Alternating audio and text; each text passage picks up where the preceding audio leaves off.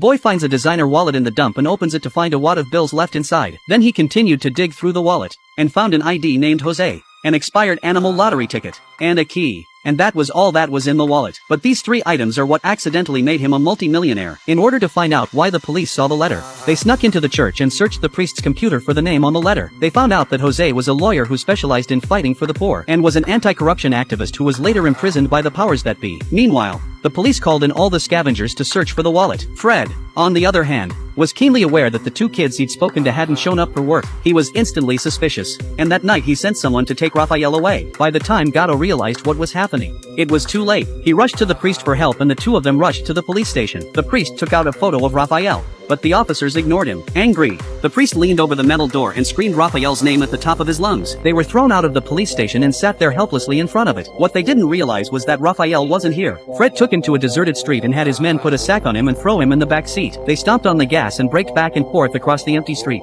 swinging from side to side like a snake. Raphael's body was thrown and bounced back again and again. By the time the police car stopped, he was already bleeding from the impact. It was then that Fred slowly asked about the wallet. At this question he chose to remain silent. Fred sighed and had his men take him away. This time they put Raphael in the trunk and began an hour-long ordeal. By the time the officers opened the trunk again, he was weak and dying. Fred approached him and told him that the owner of the wallet, Jose, had been tortured to death. If Raphael didn't tell the truth, he'd have to follow in Jose's footsteps, but he knew in his heart that if he told them what happened to the wallet, both of his friends would be implicated. Fred lost his patience and told his men to take care of him while he got in his car and left. The officers raised their pistols, but in the next moment, they shot into the vacant lot next to him.